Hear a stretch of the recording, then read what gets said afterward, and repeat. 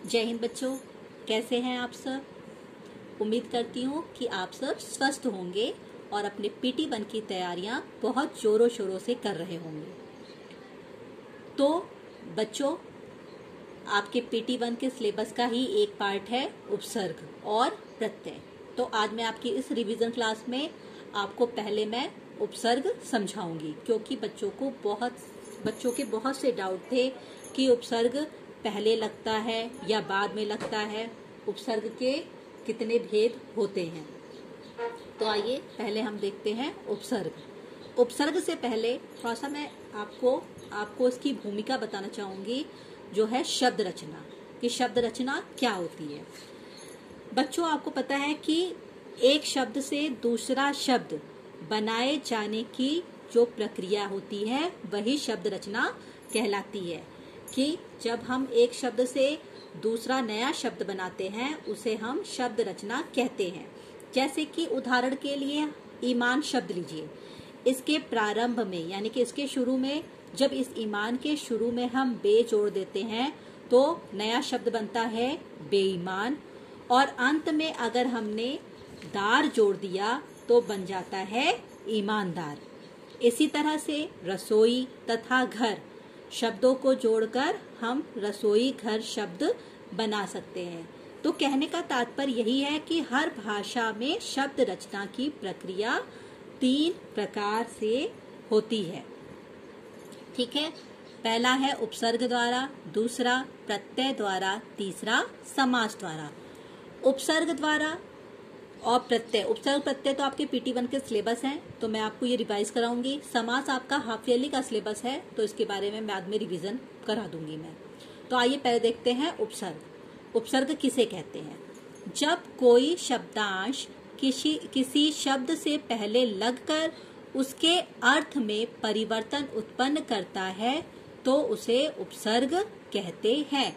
यानी कि कोई भी शब्दांश, छोटा सा शब्दांश होता है, वो किसी भी शब्द के पहले, ध्यान दीजिएगा इस पे, कहाँ पहले, जब वो पहले लगकर उसके अर्थ में चेंज ला देता है, उसका अर्थ चेंज कर देता है, तो उसे हम उपसर्ग कहते हैं। और उपसर्ग जो होता है वो सामान्यतः स्वतंत्र रूप से अपना अर्थ नहीं रखते। ठीक है, उपसर्ग जो है वो स्वतंत्र रूप से अपना अर्थ नहीं रखते, लेकिन शब्द के साथ जुड़कर उसके अर्थ को बदल देते हैं। आई बात समझ में? जैसे कि उपसर्ग होते हैं, उनका अर्थ भी होगा, ऐसा नहीं कि उपसर्ग का अर्थ नहीं होता है, लेकिन जब आप उसे उस उपसर्ग को आप वाक्य में प्रयोग करोगे तो वो अर्थ क्लियर नहीं होगा। उसका अर्थ कब क्लियर होगा? जब वो किसी शब्द के साथ लगकर वाक्य में प्रयोग किया जाएगा, तब उसका अर्थ क्लियर होगा। ठीक है, अब हम उपसर्ग को ऐसे भी, उपसर्ग की डेफिनेशन ऐसे पढ़ सकते हैं कि शब्दों के वे अर्थवान लघुत्तम, अर्थवान मतलब जिसका अर्थ हो, लघुत्तम मतलब छोटा, अंश जो शब्दों के शुरू में लगकर नए नए शब्दों की रचना करते हैं वे उपसर्ग कहलाते हैं। ठीक है ना? तो इसलिए उपसर्ग भी भाषा के एक सार्थक खंड है, पर ये शब्द की तरह स्वतंत्र रूप से प्रयोग नहीं किए जा सकते। जैसे कि शब्द को हम स्वतंत्र रूप से प्रयोग कर सकते हैं, वैसे ये प्रयोग नहीं हो सकते।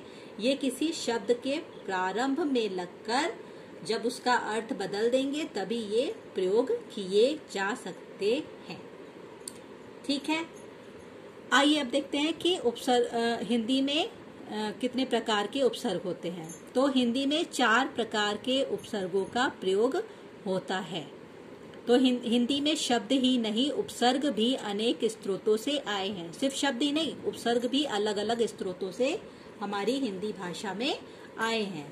इसमें पहला हो गया आपका कि संस्कृत के उपसर्ग, दूसरा जिसे हम तत्सम उपसर्ग कहते हैं, दूसरा हो गया हिंदी के उपसर्ग जिसको हम तद्भव उपसर्ग कहते हैं, तीसरा आगत उपसर्ग जिसे हम उर्दू, फारसी, अंग्रेजी के उपसर्ग कहते हैं, और चौथा उपसर्ग की तरह प्रयुक्त होने वाले संस्कृत अव्यय। तो इसमें संस्कृत के उपसर्ग क्या है? तत्सम, जिसको हम तत्सम उपसर्ग या फिर हम संस्कृत के उपसर्ग भी कह सकते हैं। तो ये हो गया आपका कि हिंदी में अनेक उपसर्ग जो हैं वो संस्कृत से आए हैं। तो संस्कृत से आने वाले इन उपसर्गों को तत्सम उपसर्ग कहा जाता है। जैसे देख लीजिए, आ उपसर्ग, अति, उत, सत, स्व, ये सारे आपके संस्कृत के उपसर्ग हैं। इनका ये अर्थ भी है, आ का अर्थ साथ, समेत, तक, अति का अर्थ अधिक, उत का श्रेष्ठ, ऊंचा या ऊपर, सत का अच्छा या फिर अच्छी, स्व का अपना। लेकिन और जब हमने इसमें आ जन्म, जब हमने जन्म में आ उपसर्ग मिला दिया तो बन गया आजन्म। मरण में हमने आ उपसर्ग लगाया तो बन गया आमरण। तो आप देख सकते हैं कि जब हम इन उपसर्गों को सिर्फ स्वतंत्र रूप से हम प्रयोग नहीं कर सकते, इनका अर्थ भी है, लेकिन हम इन्हें कहीं भी स्वतंत्र रूप से प्रयोग नहीं कर सकते। ये प्रयोग तभी होंगे जब ये किसी शब्द के साथ जुड़ेंगे, तभी इनका अर्थ भी क्लियर होगा और तभी हम इसे प्रयोग भी कर सकते हैं। इन्हें स्वतंत्र रूप से हम कहीं भी प्रयोग नहीं कर सकते। अति का अर्थ होता है अधिक, अति कोमल, अति कठोर। जब ये कोमल में लगेगा अति उपसर्ग तब बन जाएगा अति कोमल, कठोर में लगेगा तो बन जाएगा अति कठोर। उत का अर्थ होता है श्रेष्ठ, ऊंचा, ऊपर।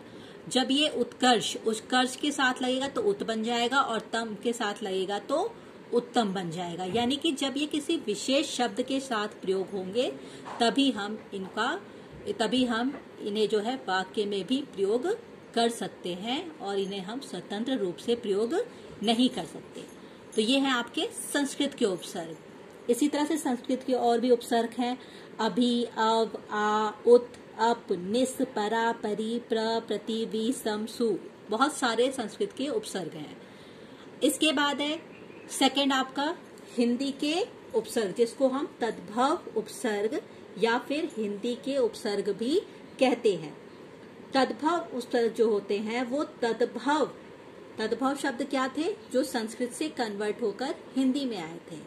तो तद्भव उपसर्ग तद्भव शब्दों की तरह ही संस्कृत के उपसर्गों से विकसित हुए हैं और इन्हीं को हम हिंदी उपसर्ग भी कहते हैं। जैसे देखिए आप, कु, क, सु, स, उन, भर, अद। कु का मतलब गया भूरा, तो ये पूत के साथ लग गया तो बन गया कपूत। और कु ढंग, जब ये कु उपसर्ग लगा ढंग के साथ तो बन गया कुढंग। सु, स, सु, जब पूत के साथ ये स उपसर्ग लगा तो बन गया सपूत। और डॉल के साथ जब ये सु उपसर्ग लगा तो बन गया सुडॉल। उन का अर्थ होता है एक कम, 29 और 59। भर का पूरा, भर पेट और भरपूर। तो आप खुद देखिए कि उपसर्ग हैं, उपसर्ग के अर्थ भी हैं, लेकिन ये उपसर्ग हम तब भी इनके अर्थ होने के बावजूद हम इन्हें स्वतंत्र रूप से प्रयोग नहीं कर सकते। ये प्रयोग तभी होंगे जब ये किसी शब्द के प्रारंभ में लगेंगे। तो ये हो गए आपके हिंदी के उपसर्ग। थर्ड है आपका आगत उपसर्ग, जिसे हम आगत उपसर्ग या विदेशी उपसर्ग भी कहते हैं।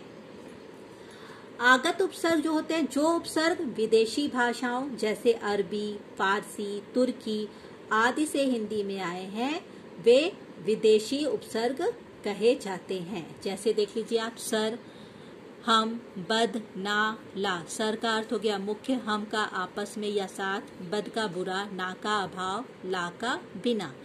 अब जब इसमें हमने लगा दिया पंच शब्द के साथ सर उपसर्ग लगा दिया तो बन गया सरपंच। ताज के साथ सर उपसर्ग लगाया बन गया सरताज। ऐसे ही शक्ल के साथ हम लगाया तो बन गया हम शक्ल, और उम्र के साथ हम लगाया तो बन गया हम उम्र। नाम के साथ बद उपसर्ग लगाया तो बन गया बदनाम, और बदबू, बू के साथ जब हमने बद उपसर्ग लगाया तो बन गया बदबू। तो ये है हमारे आगत या फिर विदेशी उपसर्ग। इसके बाद से है उपसर्ग की तरह प्रयोग में होने वाले संस्कृत अव्यय। तो इसमें क्या है कि कुछ शब्द या शब्दांश संस्कृत में समास रचना में प्रयोग में आते थे। यानी कि संस्कृत में जब समास रचना होती थी, समास बनाया जाता था, तो उसमें प्रयोग में आते थे। और हिंदी में आकर ये भी उपसर्गों की तरह प्रयुक्त होने लगे। जैसे देखिए, स उपसर्ग का अर्थ होता है सहित, सह का साथ, चिर का बहुत समय, निर का रहित या निषेध, और अध का नीचे। अब जब हर्ष के साथ स उपसर्ग लगा तो बन गया सहर्ष, और कुशल के साथ स उपसर्ग लगा तो बन गया सकुशल। यानी कि सहर्ष खुशी के साथ, सकुशल यानी कुशलता के साथ। सह का अर्थ होता है साथ, योग के साथ लग गया सहयोग, और सह पाठी। चिरकाल में चिर में काल के साथ ये जुड़ गया, चिर उपसर्ग तो बन गया चिरकाल, और स्थाई के साथ जुड़ा तो बन गया चिरस्थाई। यानी कि जो बहुत समय तक रहे उसे हम कहते हैं चिरकाल या चिरस्थाई। अब ये हो गया निर। निर का होता है रहित या निषेध। अब हो गया निर्धन और निर्गुण। अध नीचे, अध पतन। अध पतन यानी नीचे की तरफ गिरना, नीचे गिरना। तो ये है आपके उपसर्ग और उपसर्ग के भेद। तो ध्यान रखिएगा कि हमेशा शब्द के अंत में जो शब्द के प्रारंभ में लगने वाले शब्दांशों को हम उपसर्ग कहते हैं। ध्यान देते इसमें, ये पॉइंट्स नोट कर रखें, इन्हें दिमाग में आप बिल्कुल सेट करके रखिएगा, बिल्कुल दिमाग में बैठा लीजिए कि शब्दों के वे अर्थवान खंड या अंश जो शब्दों के प्रारंभ में लगकर नए नए शब्दों का निर्माण करते हैं, उपसर्ग कहलाते हैं। उपसर्गों का उपसर्गों का एक निश्चित अर्थ होता है। थर्ड है, उपसर्गों का प्रयोग शब्दों की तरह स्वतंत्र रूप से नहीं किया जा सकता। फोर्थ है, उपसर्ग हमेशा किसी न किसी शब्द के साथ जुड़कर ही आते हैं। तो यहाँ पे मैं बताऊंगी, एक चीज क्लियर करूंगी कि बच्चों को बहुत कंफ्यूजन होता है कि मैम लिखा होता है कि उपसर्गों का भी एक निश्चित अर्थ होता है, और कहीं होता है कि उपसर्ग जो है वो स्वतंत्र रूप से प्रयोग नहीं किए जाते हैं। तो मैं ये बार बार आपसे कह रही हूँ कि उपसर्गों का एक निश्चित अर्थ होता है, लेकिन हम उस उपसर्ग को किसी भी सेंटेंस में, किसी भी वाक्य में हम प्रयोग नहीं कर सकते, क्योंकि अगर हम उसे प्रयोग कर भी लेना तो उसका वो अर्थ क्लियर नहीं होगा। उसका वो अर्थ क्लियर तब होगा जब वो किसी शब्द के साथ जुड़कर आएगा। जैसे कि किसी भी वाक्य में आप स उपसर्ग को आपने प्रयोग कर लिया, आपने सोचा कि स का अर्थ सहित होता है तो हम सिर्फ स प्रयोग कर लें, तो लेकिन उस वाक्य में इस स का अर्थ क्लियर नहीं होगा जब तक वो सहर्ष या सकुशल बनकर उस वाक्य में ना आए, क्योंकि ये इस स की इम्पोर्टेंस तभी है जब वो हर्ष के साथ जुड़ा है या फिर कुशल के साथ जुड़ा हुआ है। ठीक है, तो ये तो फैक्ट है कि उपसर्गों का अर्थ होता है, लेकिन हम उपसर्गों का प्रयोग जो है वो शब्दों की तरह स्वतंत्र रूप से नहीं कर सकते हैं। ठीक है, ऐसे ही कुछ क्वेश्चंस आप पर एमसीक्यू बेस्ड भी बनकर आ सकते हैं। जैसे कि क्वेश्चन आ सकता है कि हम राही में जो है उपसर्ग, हम राही में कौन सा उपसर्ग है? तो हम राही क्या है? मूल शब्द है, और हम जो है वो उपसर्ग है। ठीक है, ऐसे ही चार ऑप्शन आपको दे दिए जाएंगे, उसमें से एक ऑप्शन पर आपको टिक करना होगा। दूसरा, हमेशा ध्यान रखिएगा कि उपसर्ग अगर पूछा जाए कितने प्रकार के होते हैं, उपसर्ग की कितने भेद होते हैं, तो उपसर्ग के 4 भेद होते हैं। ये ध्यान रखिएगा, कहीं भी कुछ भी भूलिएगा मत। ठीक है, तो उम्मीद करती हूँ। और एक काम आप और करेंगे कि जब आपकी जूम क्लास होगी तो उसमें भी कोई भी डाउट होगा, मैं उसे शॉर्ट आउट करूंगी और आपकी एक्सरसाइज वर्क वगैरह भी फिल कराऊंगी। ठीक है, तो आप जितना भी मैंने पढ़ाया है उसे आप उस वीडियो को सुनिए, ध्यान से सुनिए, और अपने साथ अपनी व्याकरण की बुक लेकर भी बैठिए, ताकि आपके सारे डाउट जो हैं वो क्लियर हो जाए।